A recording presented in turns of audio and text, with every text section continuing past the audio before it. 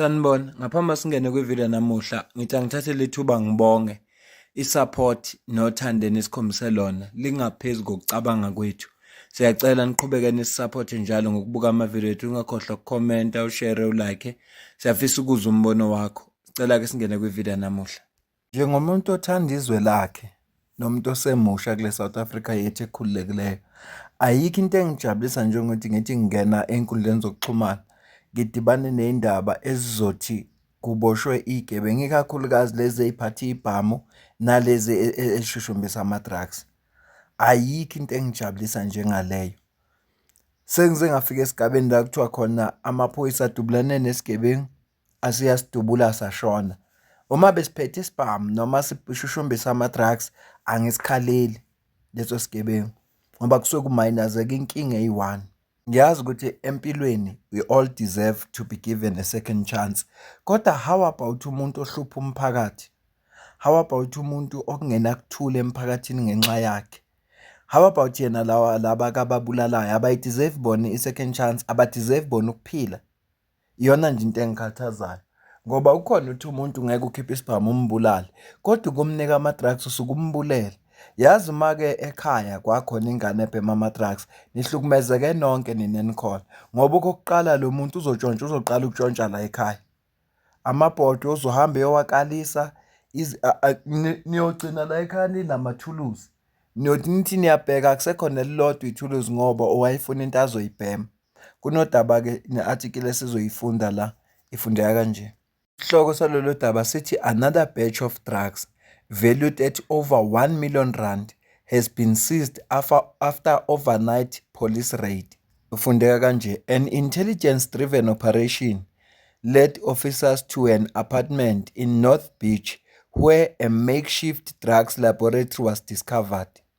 A 33-year-old man, an alleged supplier for North Beach, South Beach, Point, Durban Central and other areas, has been arrested at the scene.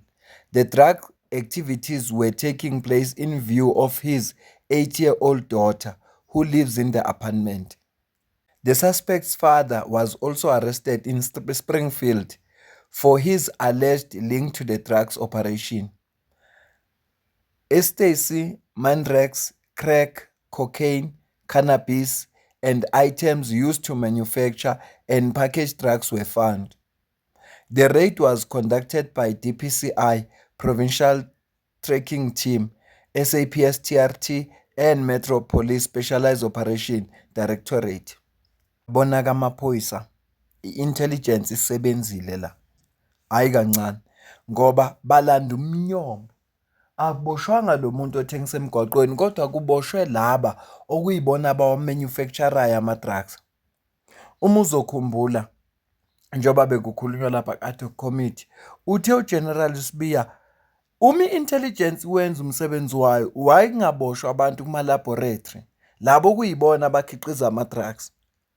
So siyayibonga ku-intelligence lana yenza umsebenzi oncomekayo ngoba ukuboshwa abantu baleya lab ivalwe, iy'ndawo ey'khanda ama-drugs nomkhiqizo wama-drugs usuzoncipha ngoba lento yinto ebulala isizwe sakithi futhi ithagethe intsha. Kahle thina simane siyasho nje ukuthi sine-youth, ayikho.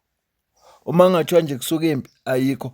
Imagine lesizwe sesisibiza ngamaphara noma laba ababhema inyawupi. Isizwe phela leso. Sekulu udaba lama-drugs. Article yesibili ithi over R1 million in cocaine has been seized from one of the biggest Durban South drug distributor.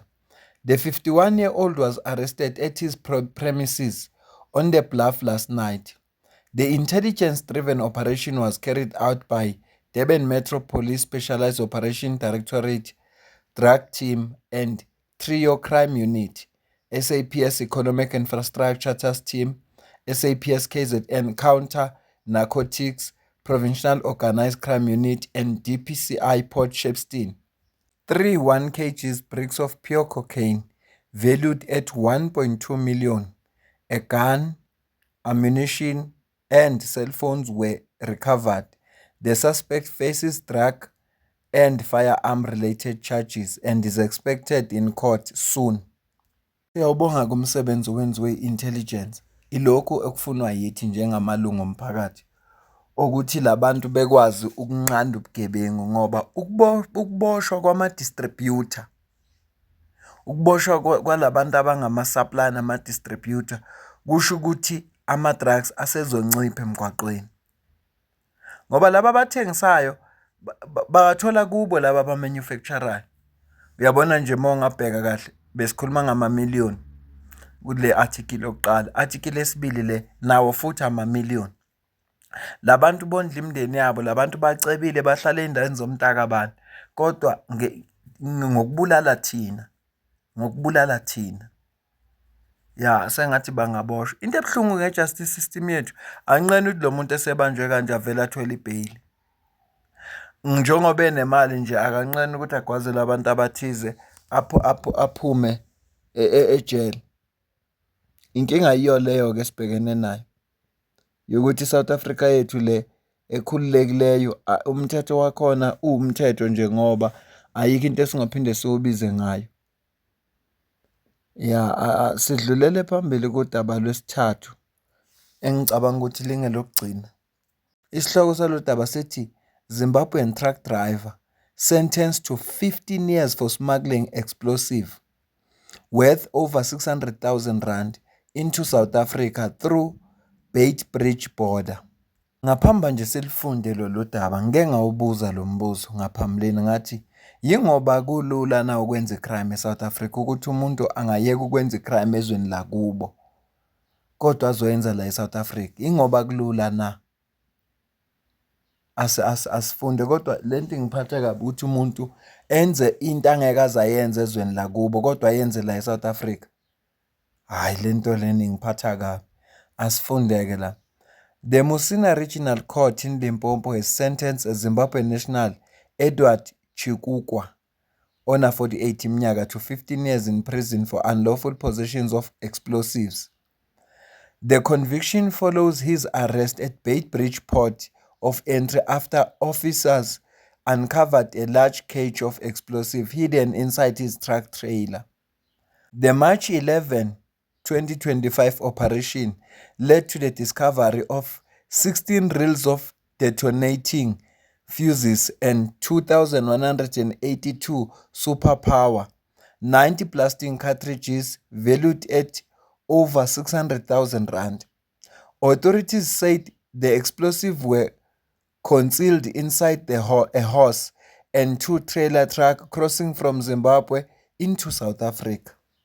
The Hawks Senior Organized Crime Investigation Team in Musina took charge of the case and secured a swift conviction.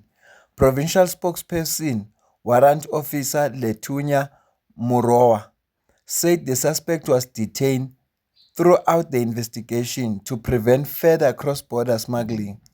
Provincial Hawks head Major General Gobs Govender praised the outcome, calling it proof of successful collaboration between Border Security Unit and the SAPS. Kusho ukuthi kulula ukwenza ubugebengu la eSouth Africa. Kodwa-ke abantu abasebenza kakhulukazi kule mayini ezibizwa ngozamazama yibo labantu baseZimbabwe. And ngihlezi ngizibuza lento lezi abaqhumisa ngazo ama-explosive la bawathathaphi? Okusho ukuthi basuka nawo ekhaya. Kungenzeka basuka nawo ekhaya across iborder eze la eSouth Africa. Ezinye zezinto lezi ekuzothiwa makukhulunywa ngazo abantu base-South Africa mase bethi sikhathele lento le bese kuthiwa kuyizinophobia.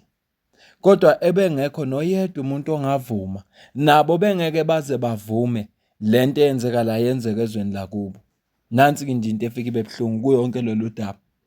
Angiyibambe le video kodwa ingiphatha kabi lento ethi kusuka umuntu lezweni lakubo enze into angeke azayenze kubo kodwa afuna ukuzoyenza la eSouth Africa yethu ekhululekileyo.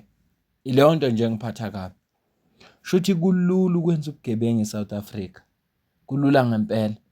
And okunye kufanele njengabantu base-South Africa sijwayeze ukuhamba. Yazi ukuhamba kuyakusiza ukuthi ezinye izinto uziqonde, ezinye izinto uzibone. Konke ama-case esikhuluma ngawo la, eSwatini Mhlambe wena uyayazi icase okwakwabanjwa khona ama-drugs eSwatini, okwakwabanjwa khona ibhamu njengoba ixhaphakele la. Kungani kungenzeki khona? Yingakho ngithi ukuhamba kuyakufundisa izinto ey'ningi. Angiyibambe la, ngingakhulumi ngami. Angiyibambe nje la. Ngicela ukuzwa ukuphawula kwakho la ku-comment section. Kodwa ingijabulisile lento yamaphoyisa ukuthi ambambe lo mfo. Ingijabulise ngempela, ngayizwa inhliziyo yami ukuthi igxuma nephaphu ngempela, ijabulile. Ngijabulile ukuthi ubanjiwe waze wagwetshwa. Noma iboshwa zingamgwaza lapha ejele afele khona kuyobe kulungile. Yazi akekho umuntu engemfisela ukufa. Oh, anginakho ngikhuluma iphutha. Babili abantu engibafisela ukufa empilweni. Umuntu oyinkabi nalo muntu othengisa ama-drugs. Labo bantu ngibafisela ukufa. Mina nawe sidibana kwividiyo elandelayo. Ngiyabonga.